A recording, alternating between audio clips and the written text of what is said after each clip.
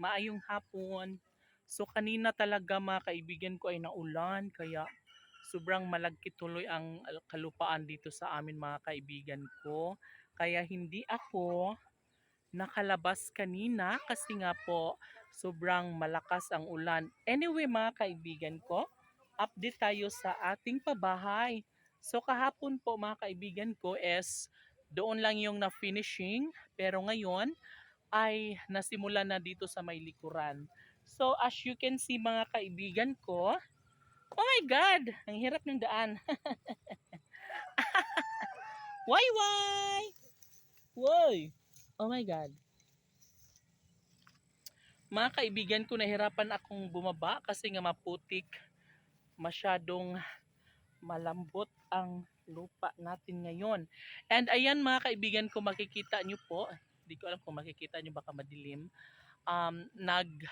Nagkaroon na po or nasimula na nila ng finishing touch dito sa may bandang likuran, although hindi pa siya natapos dun sa baba mga kaibigan ko, but then nasimula na siya and tapos na po doon banda na area. So lapitan po natin para at least, tara way, doon tayo way, doon tayo, para at least makikita nyo po kasi ito talaga ang nagbibigay kaligayahan sa lahat, lalong lalo na sa mga kapitbahay ko na yes, nalalapit na ang kanilang paglipat dahil hindi na magtatagal mga kaibigan ko ay matatapos na rin ito, no? So, oh my God! Yung doon sa may harapan po, doon sa may harapan ng pabahay is tapos na siya kasi nakita ko siya kahapon nung galing ako ng syudad. And right now is ito naman po yung likuran na malapit na rin siyang matapos sa pag-finishing. And sabi nga po ng gumagawa niyan sa pabahay ay bukas ulit pag matapos na naman dito yung sa likuran pag-finishing ay doon na naman sila sa may loob ng pabahay, no? So,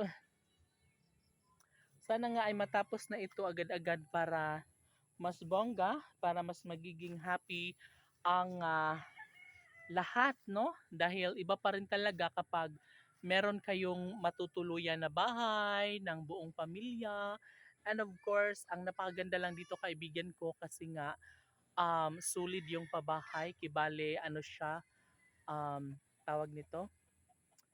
Um, in other words, ano ba yun? Konkreto siya mga kaibigan ko, no?